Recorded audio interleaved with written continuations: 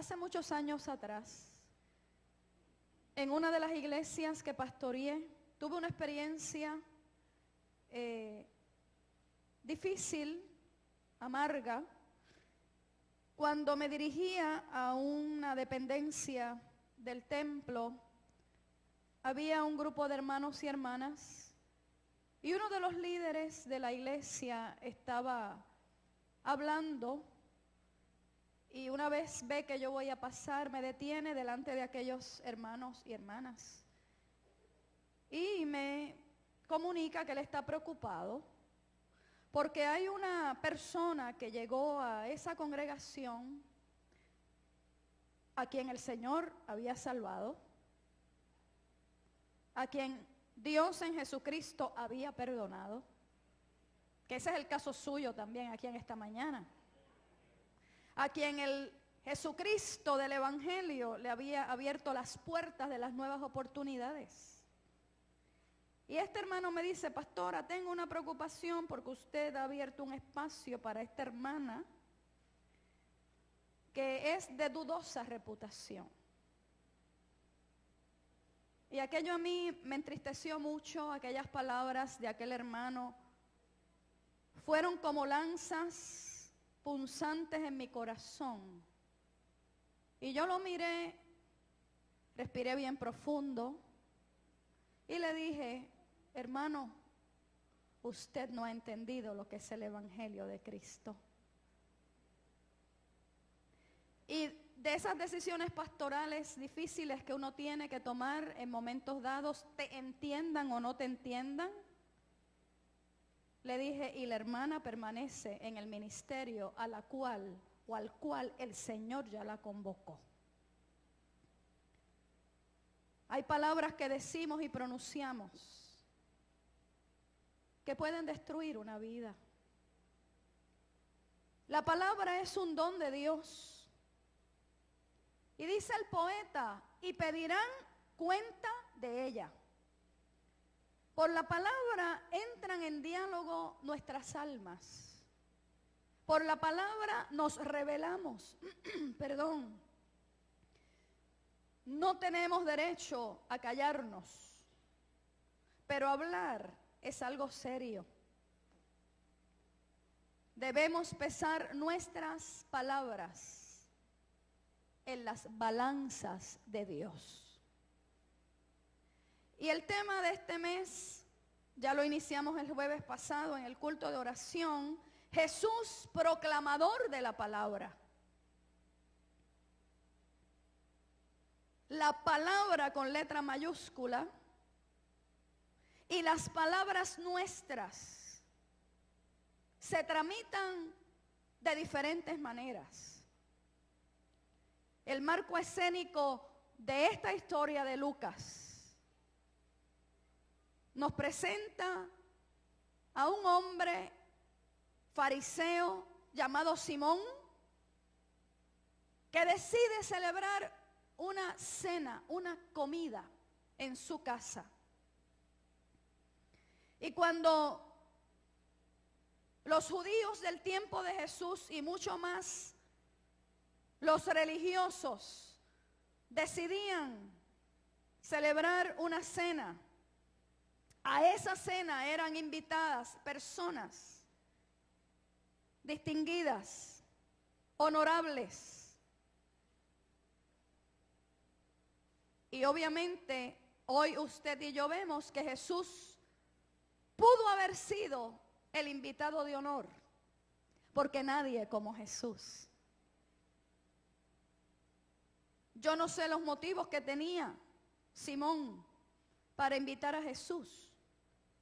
Quizá quería conocerlo de más cerca, saber cómo pensaba, saber cómo se develaba, cómo se revelaba. Y allí en aquel lugar llegó una persona inesperadamente. Una mujer que dicen algunas versiones, como la que leyó nuestra hermana Cristal, que era una mujer de mala fama. La versión mía, la Reina Valera, dice una mujer pecadora. como si allí no hubiese habido otros pecadores.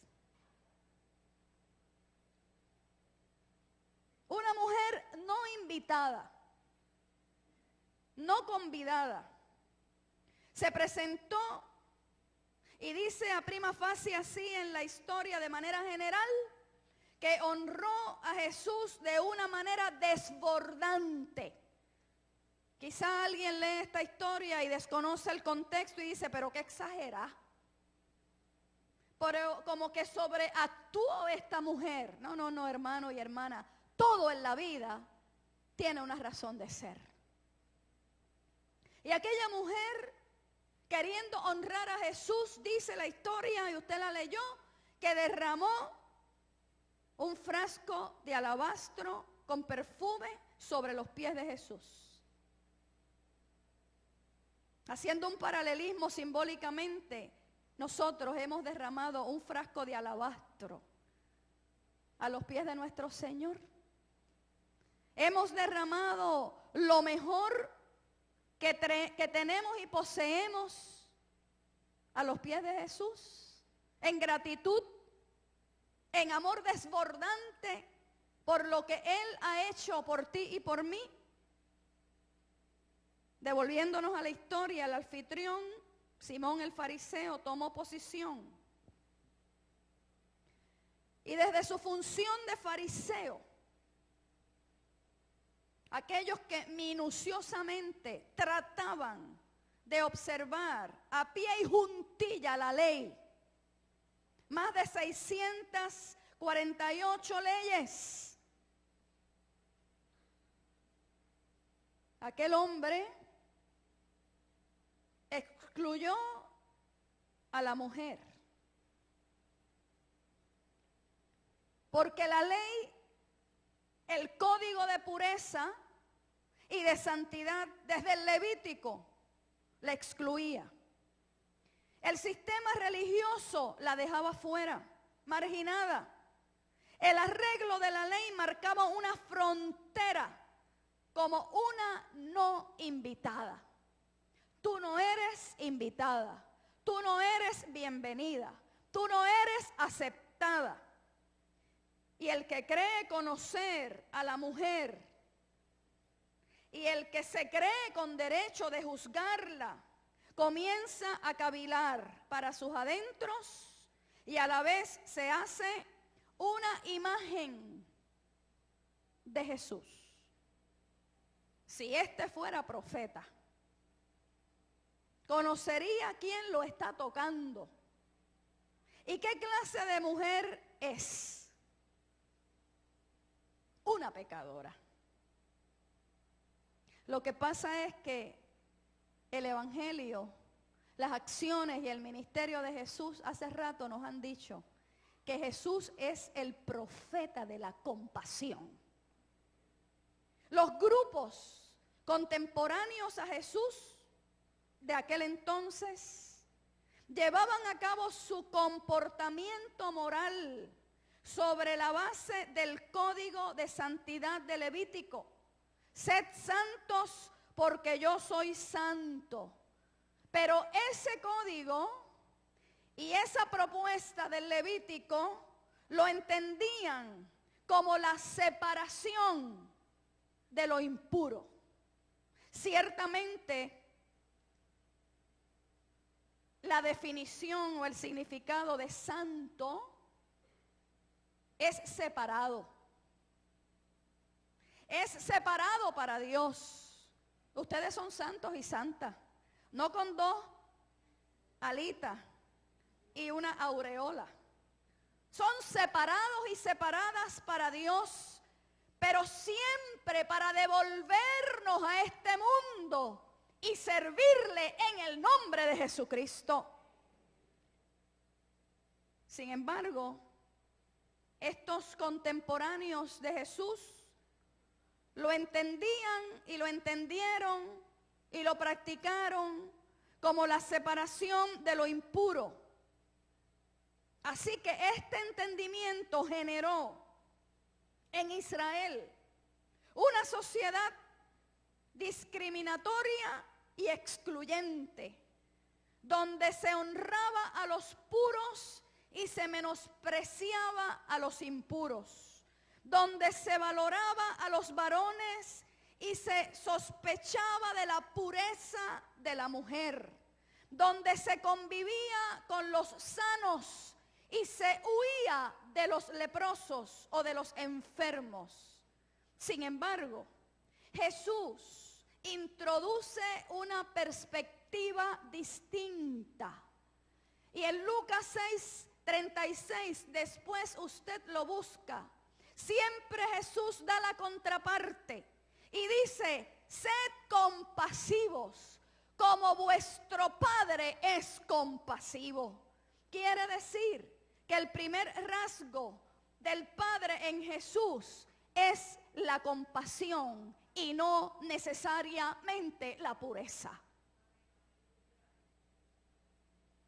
Jesús decidió expresarse con más precisión y comparó directamente a Simón con la pecadora.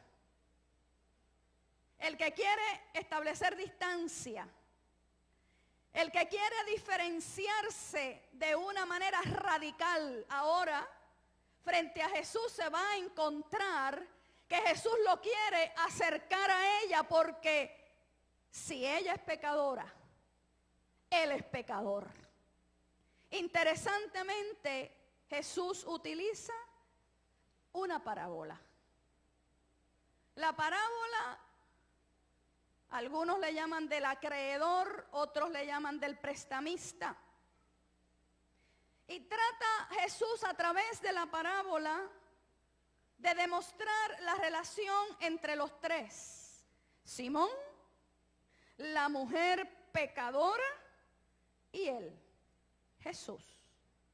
Con la historia trata de romper la imagen que los presentes tienen de la mujer, para que abracen entonces una nueva forma de ver, una nueva manera de pensar y una nueva manera también de sentir. Quiere decir, mis hermanos y hermanas, en esta mañana, que la palabra, estamos hablando no de Jesús como proclamador de la palabra, que la palabra que Jesús utiliza, a la que Jesús apela, la parábola, tiene una fuerza sanadora en la audiencia de Jesús. Y la palabra en forma de parábola, de historia, sigue teniendo una fuerza sanadora para ti y para mí. Porque busca esa palabra, aleluya, busca instalarse en el oyente para transmitir un nuevo punto de vista salutífero que apunte a una nueva mirada a Dios.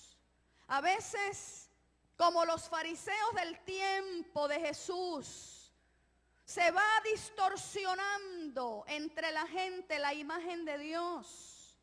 Se van instalando imágenes enfermas y enfermantes de lo que es Dios. Y Jesús, con las historias, con su palabra, con su vida, con su ejemplo, porque Él es la palabra andante, de alguna manera quiere devolver a la gente la imagen correcta y transmite un nuevo punto de vista salutífero que apunte a una nueva mirada e imagen de Dios, a una nueva mirada de uno mismo o de una misma, que apunte a una nueva manera de entender, de ver y de sentir hacia el otro y hacia la otra. Así es que la historia de la mujer, a mí me parece, hermanos y hermanas, con toda claridad, que representa a aquellas personas que han sido lastimadas por la vida. esta mujer representa a tantas personas que también en este tiempo han sido golpeadas por la vida. Y de alguna forma se encuentran en distintas circunstancias donde por su pasado o por su presente son codeados, son marginadas o son ignorados, invisibilizados por los demás. ¿Cómo se comporta Simón? ¿Cuál fue el comportamiento de Simón? ¿Cuál fue la manera de hablar de Simón? Porque si estamos hablando de Jesús, proclamador de la palabra, la pregunta que nos tenemos que hacer todos y todas es: ¿cómo es nuestra palabra ante Jesús? ¿Cómo son nuestras palabras? ¿Cómo nos expresamos de los demás, de las demás, en la presencia de Jesús? Pues miren, Simón el fariseo habla muy poco en esta historia. Y las veces que habla para adentro. ¿Usted se ha encontrado con gente que habla para adentro? Que tiene un monólogo. Que cavila para adentro. Y no le habla a usted de frente, pero... Y usted como que dice, ¿qué dijo? Simón el fariseo, las pocas veces que habla en la historia, estableció un monólogo. Cuando apareció la mujer en la sala de su casa, yo creo que él se quedó petrificado. Y no dijo nada. No le dirigió la palabra. No se acercó a ella. Ni tampoco la lleva aparte. Simplemente, en primera instancia, guardó silencio. Con su lenguaje no verbal, le dijo muchas cosas. Porque no hay que pronunciar o emitir palabra con nuestra boca, con nuestros labios, para decir muchas cosas a los demás. La ignoró. Porque ante sus ojos ella no cuenta. Él sabe que ella es una pecadora y eso le basta. La atención de Simón, ¿ustedes saben qué? Está centrada en Jesús. La atención de Simón está encaminada a ver cómo Jesús se comporta ante momentos críticos, ante la visita inesperada de la mujer pecadora. Obviamente a Simón el fariseo se le presenta una ocasión única para sopesar, para evaluar, para juzgar no solo a la mujer, sino a Jesús también. Porque el fariseísmo y el legalismo se especializa en eso, en juzgar siempre desde las balanzas de la ley a todos los demás. Así que tenemos ahí un primer momento con esa pregunta: ¿cómo se comportó Simón el fariseo desde la palabra? ¿Cómo se comporta la mujer? ¿Cómo se comportó la mujer? Usted lo leyó en la historia. La mujer tampoco dijo ni una sola palabra, hablando de cómo nos expresamos, de cómo nos comunicamos. Ella tiene su propio lenguaje. ¿Y cuál es el lenguaje de esta mujer? Los gestos. Son los gestos. A una mujer que se le pone una frontera, que de alguna manera no se valida, tiene que desarrollar un lenguaje poderoso ante el Maestro Jesús. Y esos gestos llegan a ser mucho más elocuentes que las palabras. Debió haber conocido desde antes a Jesús. Se dio cuenta de que con Él se abren nuevos horizontes. Con Jesús se abren nuevos horizontes para tu vida. Con Jesús se abren nuevas puertas para tu vida, aunque otros te las cierren en la cara. Con Jesús se abren nuevas oportunidades, aunque sectores legalistas del cristianismo te sigan diciendo que tú no tienes lugar a la mesa con Jesús.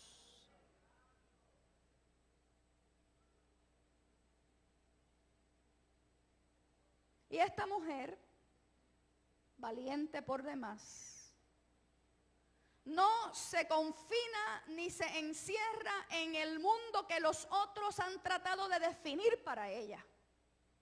Nunca permitas que otros definan lo que es el amor de Dios para ti. Ya ese amor de Dios está definido en la propuesta de Jesucristo.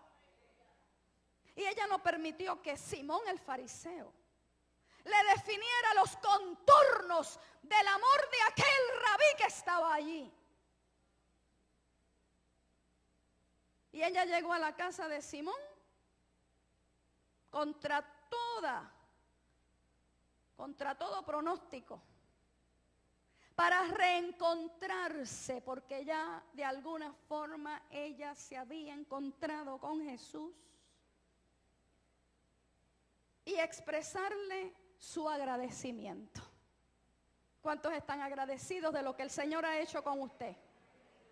¿Cómo usted puede pagarle a Jesús, a Cristo, lo que Él ha hecho con usted? Por usted y por los suyos.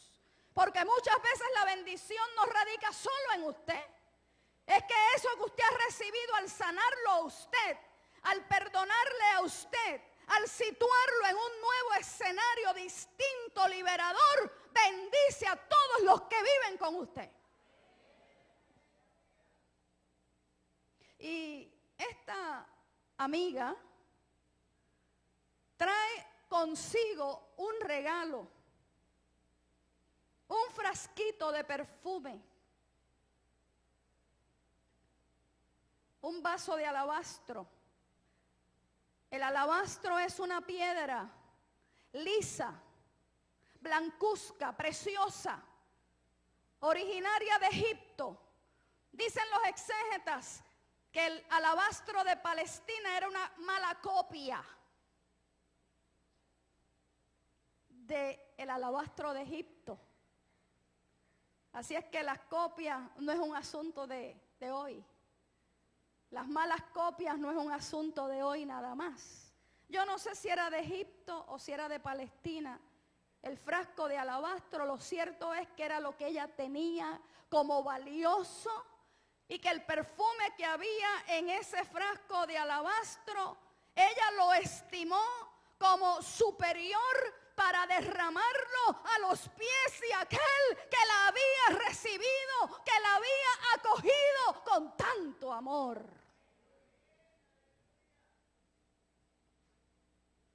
Y al ver a Jesús, dice la historia, que aquella mujer rompió a llorar delante de todos estos hombres insensibles y excluyentes.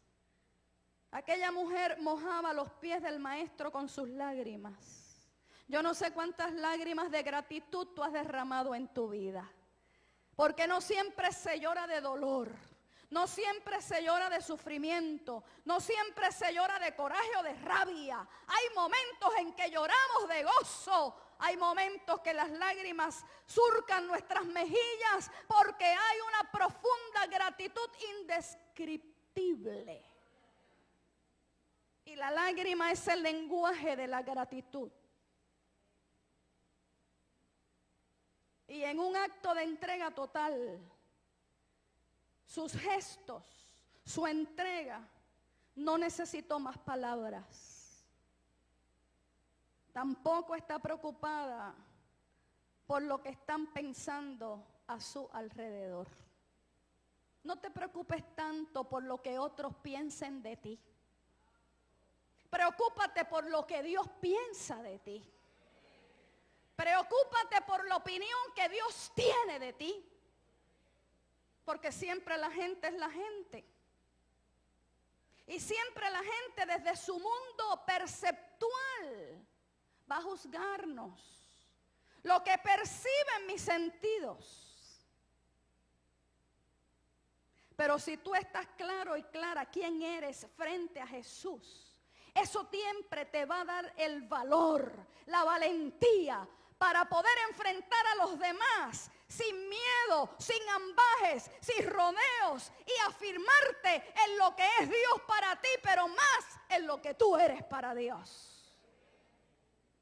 ¿Cómo se comporta Jesús? Es la tercera viñeta que tenemos ahí. Jesús tampoco dirige su palabra a la mujer. Cuando ella se le acerca, simplemente, miren, Jesús la deja hacer.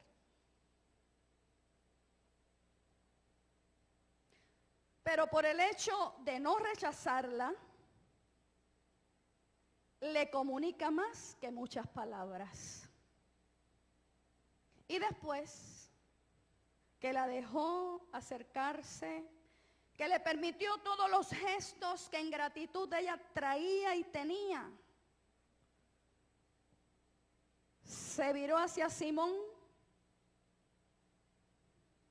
y le dijo: Simón, tengo algo que decirte.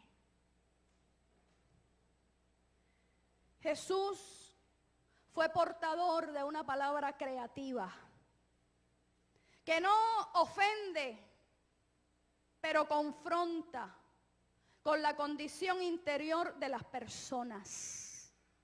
Tampoco predicamos un Jesús blandengue.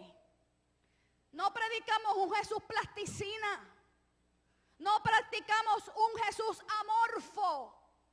Predicamos un Jesús firme.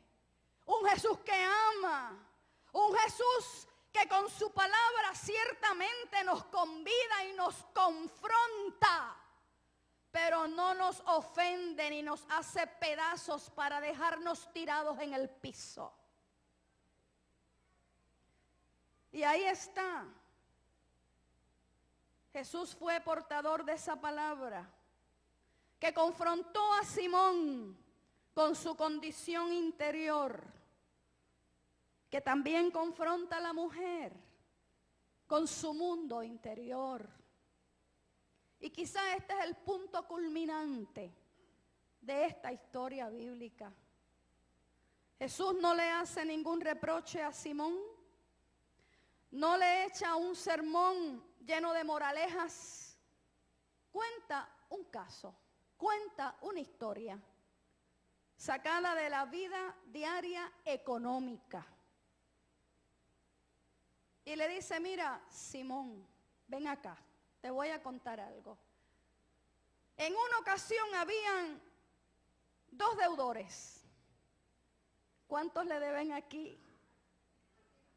No voy a decir Hacienda, pero ¿cuántos le deben aquí a alguien? Todos tenemos deudas, ¿sí o no? Si no las tiene con Visa, las tiene con Acueducto, o las tiene con AT&T, o las tiene con First Bank. Con alguien tiene usted una deuda. Pues habían 2 deudores que tienen que devolver a su acreedor las sumas prestadas.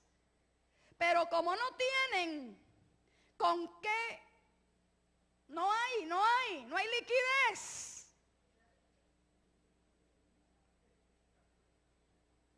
El acreedor, el prestamista, le perdona a ambos la deuda.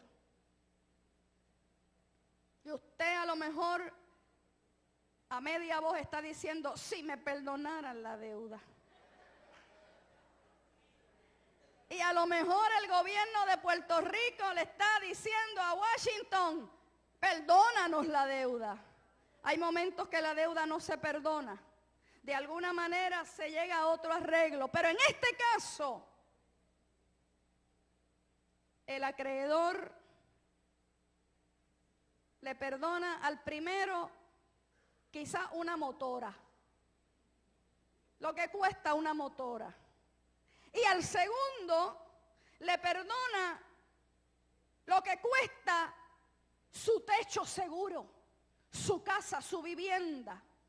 El caso es fácil para deducir la conclusión lógica. Aquel que debía más, agradece más.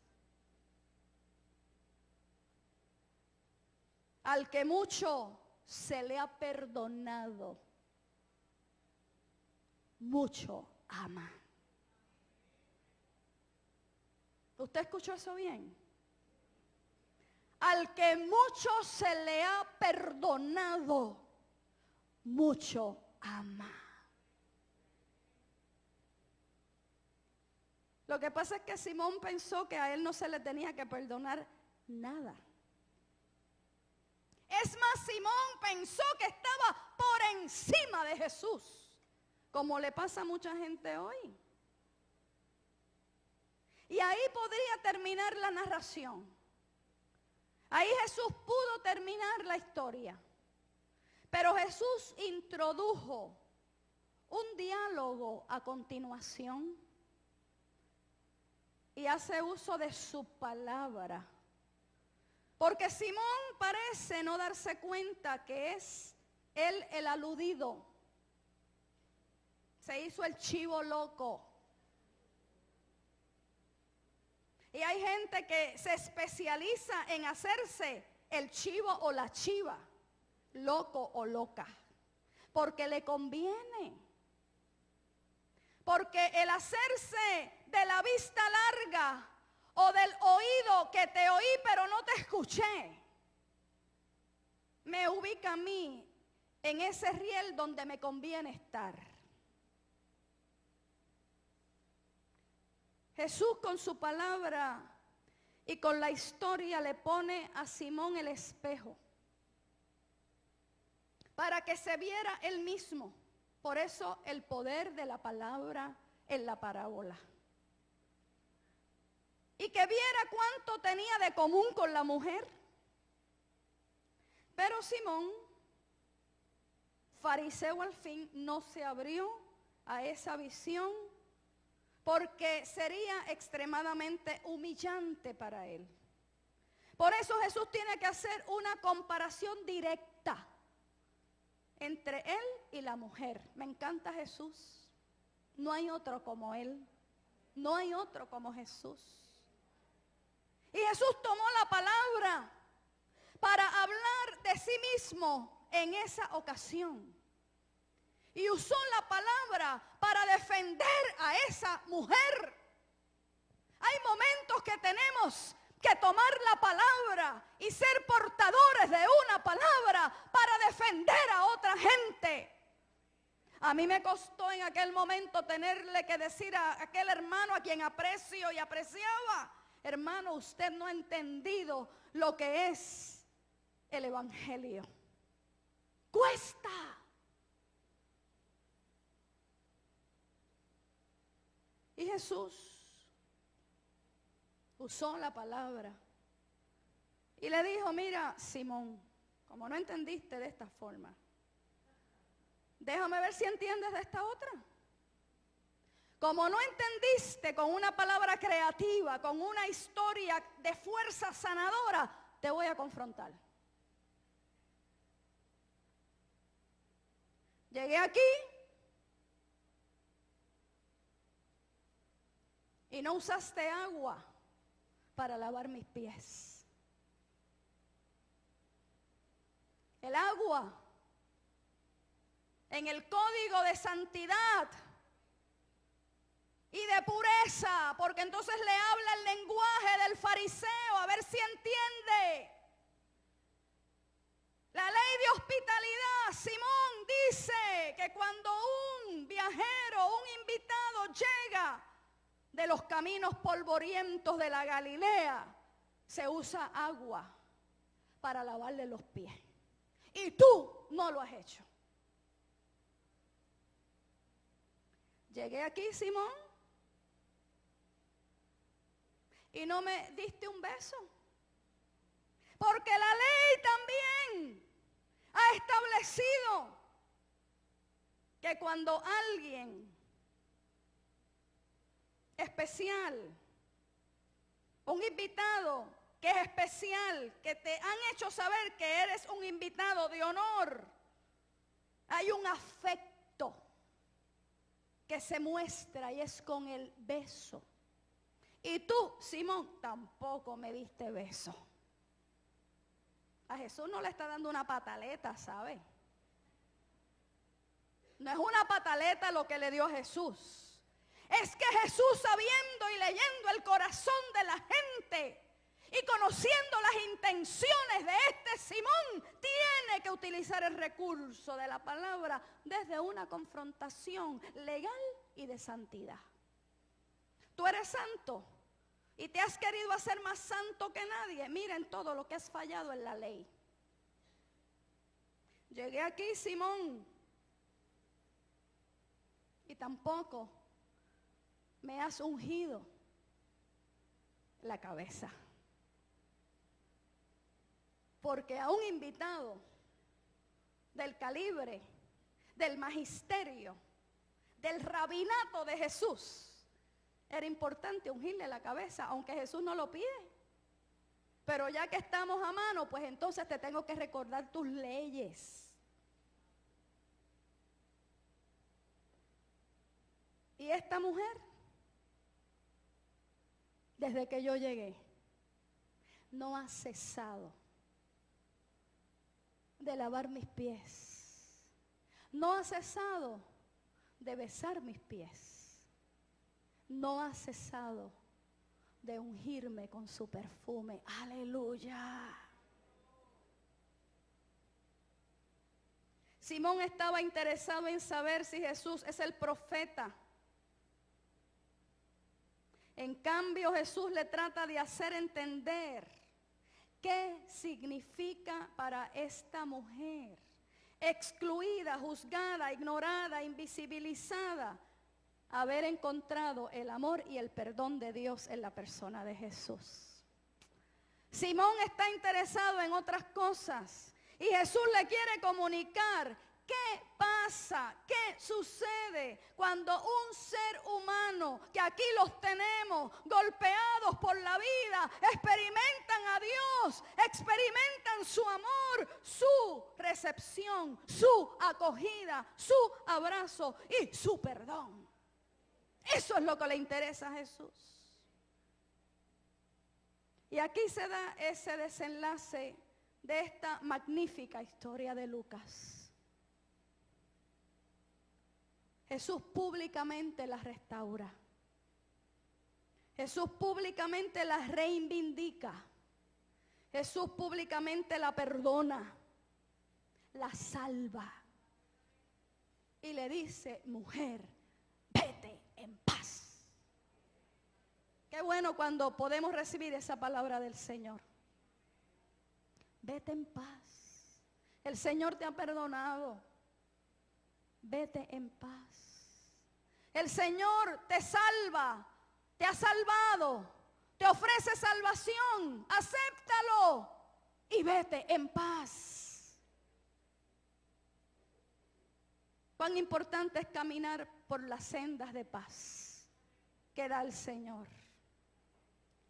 Y quiero concluir esta predicación, el tiempo avanza, con la conclusión de un fragmento de un poema de Michael Coist. Y dice así, vinculándolo con la palabra, con las palabras, con la palabra y con nuestra palabra.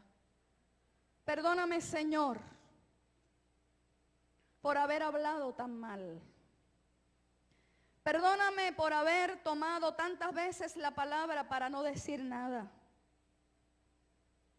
Perdóname las veces que prostituí mis labios para pronunciar palabras vacías, huecas, palabras falsas, palabras cobardes, palabras en las que tú, Señor, no has podido meterte. Sosténme cuando tenga que hablar en alguna reunión. Sosténme cuando con mis palabras tenga que intervenir en alguna discusión o simplemente hablar con un hermano o una hermana. Haz sobre todo, Señor, que mi palabra, a la luz de tu palabra, sea una semilla y que cuantos la recojan puedan esperar una buena cosecha. Que así sea siempre. Amén.